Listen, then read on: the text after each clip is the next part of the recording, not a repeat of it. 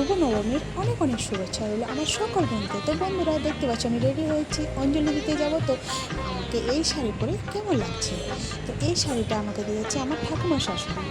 তো তোমরা বলো আমাকে এই শাড়ি পরে কেমন লাগছে?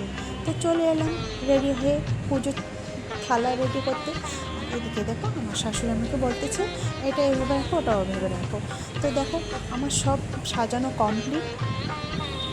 এদিকে সব একে একে সব সাজিয়ে নিলাম। আর এদিকে দেখো আমার কমপ্লিট হয়ে গেলো সাজানো।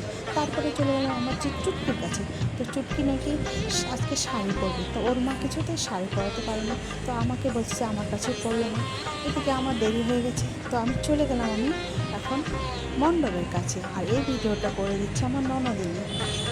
তো এদিকে দেখো মণ্ডপে চলে এলাম। আর এই যে পুরোহিত মশাই মন্ত্র পাঠ করতেছে আর বললো আর 5 মিনিট আছে, তারপর অঞ্জলি দেব। তো অঞ্জলি দেওয়া হয়ে গেল। আর এদিকে বরমশাইকে দিয়েছি ক্যামেরা ধরতে মণ্ডপে। তো বরমশাই মোবাইল কখনো সোজা ধরে, কখনো বাঁকা ধরে। তো সেটাই আমি বরমশাইকে দেখিয়ে দিচ্ছি।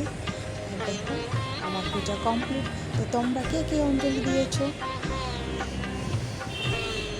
আর তোমরা সবাই ভালো থেকো, সুস্থ থেকো।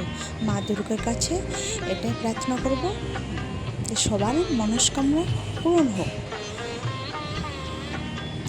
আর এখন আমি বাড়ি চললাম, টাটা।